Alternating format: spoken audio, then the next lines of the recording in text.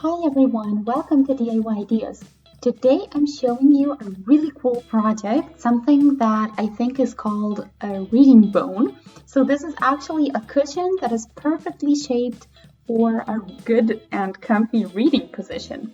And yeah, it's super easy to make. It's, I think, a really fun gift for someone if you're looking for last minute Christmas ideas. And yeah, I'm gonna show you so you can even practice your sewing skills a little bit, and it's gonna be super easy, so even if you're a beginner, feel free to stay tuned. So I'll show you what I used and how I did it as well. Let's get started. So we're gonna need some fabric, then some clothespins, something to fill your cushion with, and fabric scissors, and that's pretty much it. So that's all you're gonna need. I have here some of the regular cushion filling material, but you can of course use pretty much anything. I've seen people use rice or all kinds of stuff. So let's get to it. So you're gonna need 3 square-shaped or rectangle-shaped pieces that are 40 centimeters long, so that's the bigger side, and then the smaller size is 19 to 20 centimeters. I took 18 actually, but you can do a little bit more if you'd like to. And then what I did is make a bone shape out of this. So yeah, I cut out rectangles, so not squares like I said a moment ago, rectangles. And they were 40 times 18 centimeters in my case, so the smaller size was 18. And then I folded them together like this. So when I folded in half, I have 20 centimeters of length and 18 centimeters of height. And then one more time, so then I got 20 centimeters times 9. Not really that important, you can just fold it 2 times, once in half and then the other way around again in half. And then here I cut a little bit off, and here I made it kind of crooked, so not as straight as it was. And then when you open it up, you basically get your bone shape. And this way you make sure that all of your sides are symmetrical and looking exactly the same, which is going to make your sewing process a lot easier. And this is a really important step because this way you're going to be able to do this in a matter of minutes. And yeah, you can do this 3 times and that's all you're going to need. So you're going to do that the exact same way. What I did is actually aligned all of these and I did them at the same time. If they're a little bit too thick, then finish one and use that one as a model for all of them. So you see here, I'm going to align my pieces and they're going to be exactly the same. So let's get to our next step. Okay, so now we're not going to actually stitch them up like this, so not aligned. I'm going to show you how we're going to do this.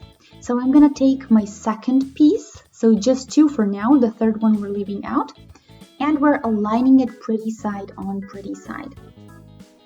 And now we're going to do just the half. So basically what you want to do is mark your half, or yeah, the one side, the left or right, doesn't matter. And then what we're gonna do is just stitch that up. And that way we're gonna get the shape that we want in the end. If this sounds complicated for now, you'll see in a minute why. But I'm gonna use clothespins instead of regular pins to put everything together and keep it in place. That way I'm not damaging the fabric.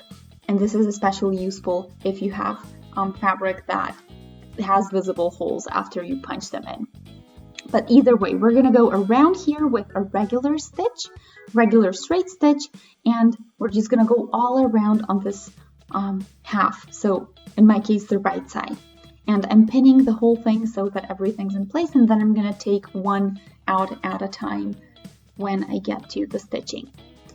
So yeah, the middle sections are the most important parts because that's where you want to start and that's where you also want to stop with your project.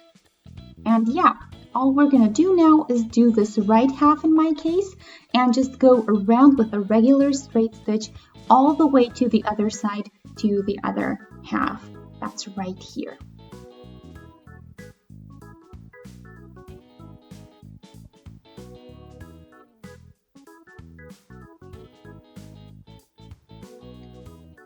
And now that we did this half and that it's looking good and you check that everything is good, then we're going to fold this in half. So we're going to basically uncover our pretty sides, and then we're going to take our third piece and align it with that section. So I'm starting at the one corner because it's going to be a lot easier to work with the rest this way.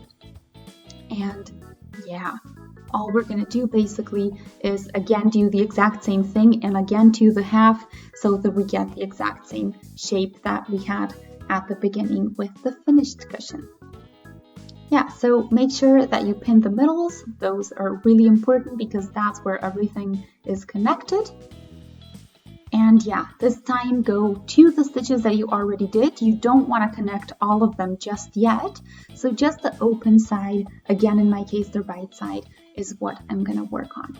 So yeah, we're again doing the same thing. We're pinning and then we're going to do a regular straight stitch from the one middle point to the other.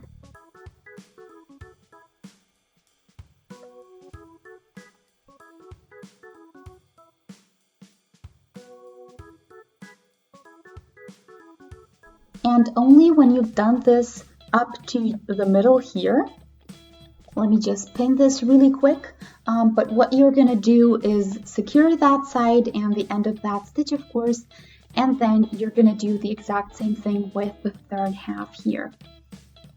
So with the open sections that you have.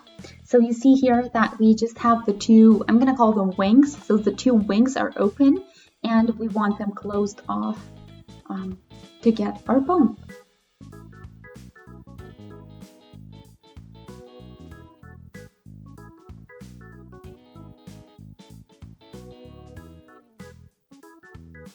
Okay, so I did the second side now and the second large or long stitch, and now we have the third section left over. And then this one is easy to find and you can easily align everything so that you can work on it. But what you do want this time is an opening on the middle here so that you can stuff it and turn it the right way around. So make sure you don't forget that. And apart from that, we're doing the exact same step. So I'm doing this in the middle because I think it's the easiest to fix later, but this is of course completely up to you where you want the opening to be. So let's do that.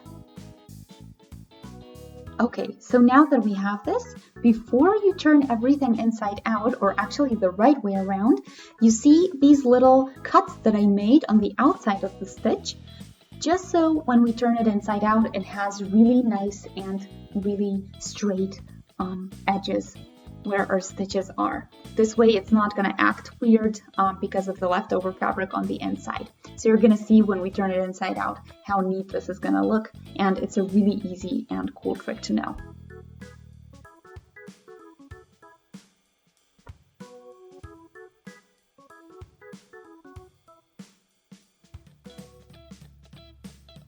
So now after you've turned this inside out, what you can do is stuff your pillow with whatever you want.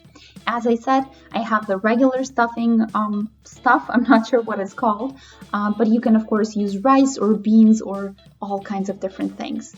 I'm gonna go with the standard version.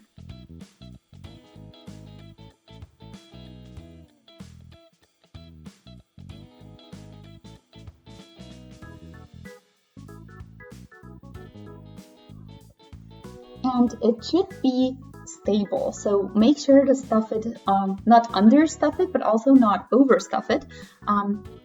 I do like it when it's a little bit fuller than when it doesn't keep its shape, but all that we need to do now, whichever way you decided to stuff it, is close up this opening. And what I'm going to do is just do this by hand, and it's going to be super easy. And I'm starting at the one end, and I'm just going to do a regular stitch, I think, to connect it. So nothing special this time. Nothing complicated. Even if you're a beginner, you're going to be able to do this.